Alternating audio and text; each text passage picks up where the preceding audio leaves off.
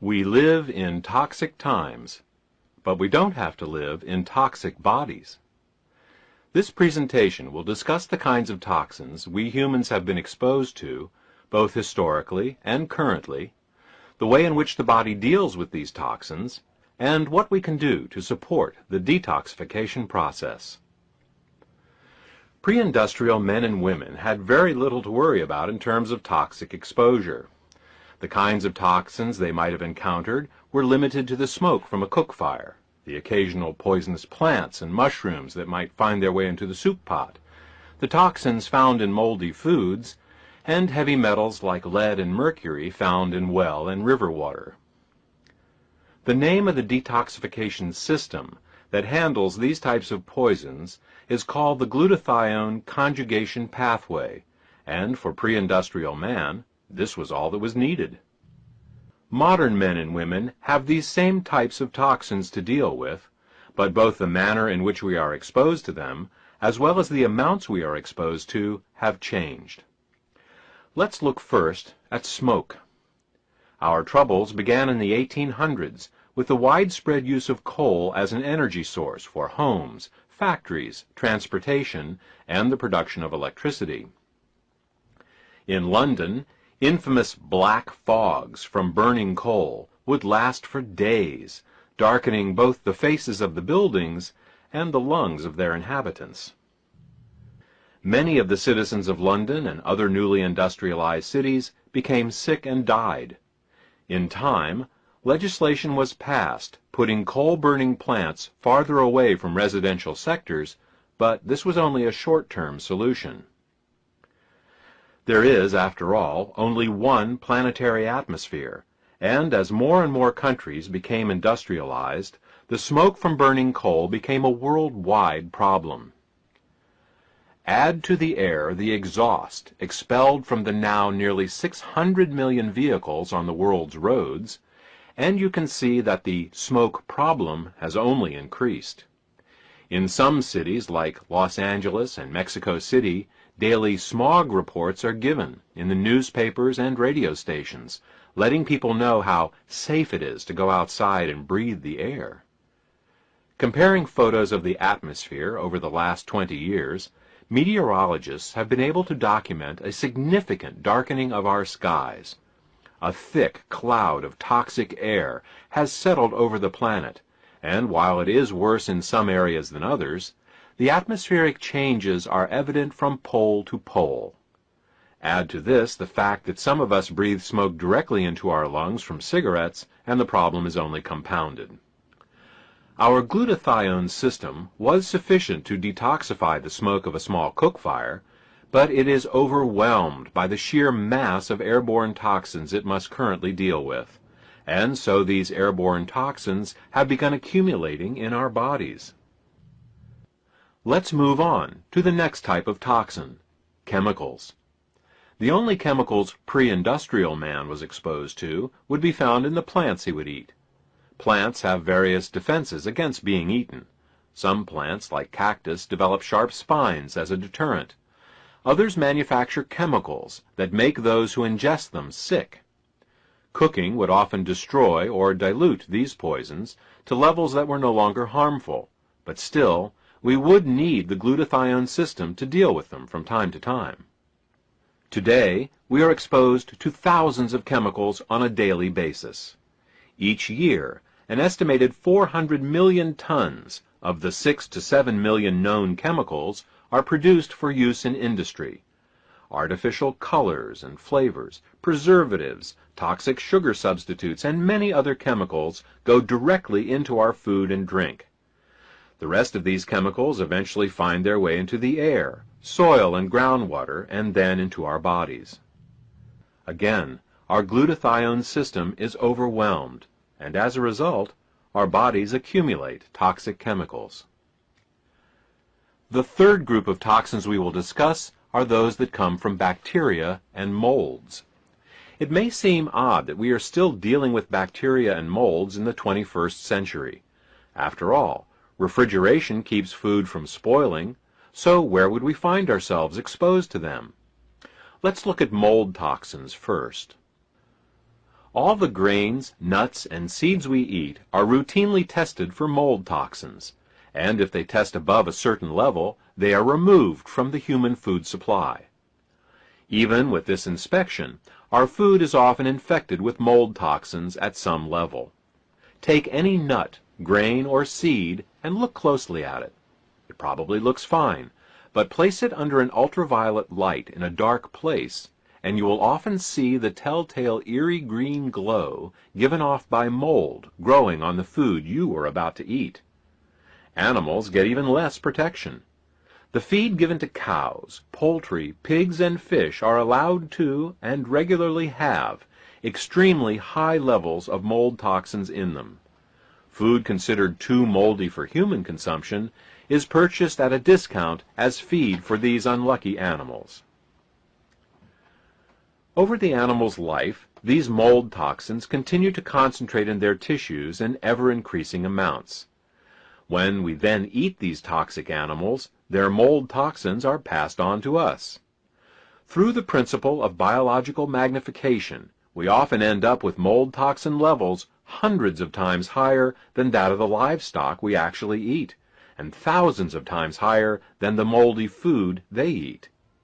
This, added to the fact that these animals are all massively dosed with antibiotics from the day they're born until the day they are slaughtered.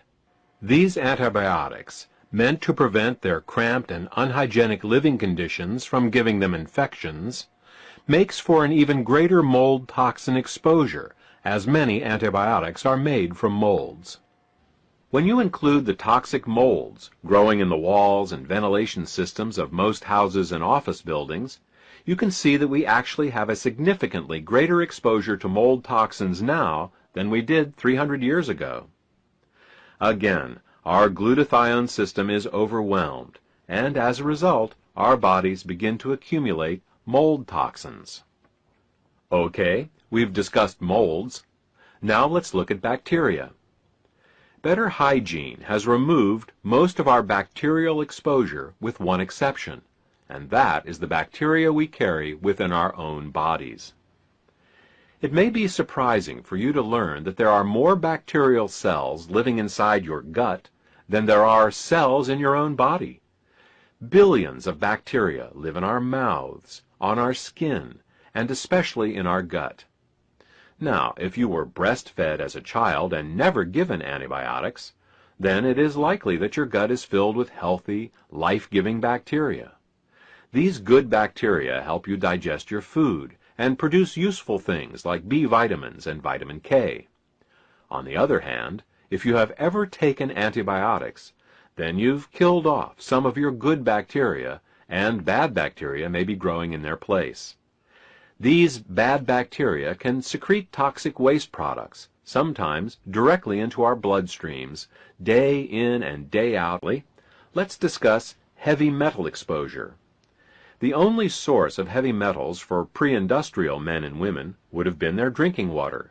Unfiltered well and river water could have small amounts of lead, mercury, arsenic, and other metals in it, but rarely in amounts high enough to be of concern in most locations. We, on the other hand, are continually exposed to heavy metals in unprecedented amounts. It is estimated that we will eat 1/3 of a teaspoon of mercury, 1 teaspoon of arsenic, 1 teaspoon of lead, 1 teaspoon of nickel, and over 3 pounds of aluminum in our lifetime. There is no way that our glutathione detoxification system can hope to keep up with this level of exposure, let alone deal with all the other types of toxins we have discussed. What we need to do is to find a way to support our overwhelmed glutathione detoxification pathway so it can get these toxins out of our bodies.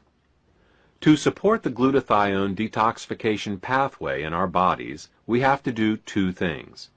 We have to increase the amount of glutathione in our bodies, and we also have to increase the levels of glutathione S-transferase, the enzyme that the glutathione works with. Let's look at increasing the glutathione first. Glutathione is a tripeptide protein and is made up of the amino acids cysteine, glutamic acid, and glycine. It is made in every cell in the body, and in addition to its job in detoxification, it is one of the body's most important antioxidants. Because of its tripeptide structure, oral supplementation of glutathione just doesn't work. When taken orally, glutathione is simply digested into its original amino acid building blocks, just as any other protein would be. This is precisely why the glutathione given in a hospital emergency room for acute poisonings is given intravenously. Glutathione simply can't make it through the digestion process intact. Another method to increase glutathione is to take additional cysteine, glycine, and glutamic acids, but there is no guarantee that they will make glutathione, since there are many other uses for these amino acids that compete with glutathione production for their use. Fortunately, there is another option. Glutathione can also be given by suppository. Since there are no digestive enzymes or acids in the colon to break the glutathione down, administered rectally, glutathione enters the body fully intact. Taking intravenous glutathione is invasive, time-consuming, and requires a medical professional to administer. Glutathione suppositories can be easily taken at home by anyone. Okay, that takes care of glutathione. The second thing we need to do is increase glutathione's enzyme cofactor, glutathione S-transferase. It's the glutathione S-transferase that actually attaches the glutathione to the toxins. Without this enzyme, the glutathione simply won't work. So, we know how to increase glutathione. The question that remains is, how can we increase the glutathione S-transferase? The answer, surprisingly, is coffee. Everyone knows of the ability of coffee to keep us awake when we're tired, but it is also a great detoxifier. But here's the catch. It has to be taken as a suppository. Drinking the coffee won't have the same effect.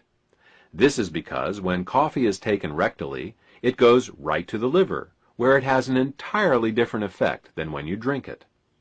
Orally administered, coffee is a stimulant, but only a mild detoxifier. Rectally administered, coffee is a relaxant and a powerful detoxifier. The first recorded application of rectally administered coffee was in a German army hospital in World War I, where its healing effects were discovered quite by chance. Patients are often given enemas to empty their intestines before surgery, and in one case, a German nurse, unable to find any other warm liquid to use, gave enemas to some soldiers with coffee instead of plain water. The patients who received the improvised coffee enemas reported an immediate decrease in pain. Later, these same patients demonstrated faster recoveries from their wounds and surgeries than their compatriots who received the standard warm water enemas. The coffee enema quickly gained popularity with surgeons and medical clinics around the world as a method of both cleansing the liver and rejuvenating the body. Today, coffee enemas are commonly administered in alternative cancer clinics, both as a means of detoxification as well as a general rejuvenator to the body. While many of the younger doctors have not heard of the benefits of coffee enemas, favoring drugs instead of natural remedies, many of the older doctors swear by them. Fortunately, we don't have to take an enema to get this special benefit of coffee. Similar to glutathione, coffee can also be administered as a suppository. The advantage of using coffee in suppository form is that it is faster and more convenient, and does not wash away electrolytes or impose an additional fluid load on the heart and kidneys, like an enema will. To this end, we have created Xenoplex suppositories. Xenoplex suppositories contain both glutathione as well as organic coffee extract. The glutathione in Xenoplex is delivered intact right to the body, and the coffee extract helps raise the glutathione S-transferase levels at the same time. Using these two ingredients together, you can literally supercharge your body's detoxification system. Our body has the ability to detoxify itself, provided we support it properly. Yes, bodies.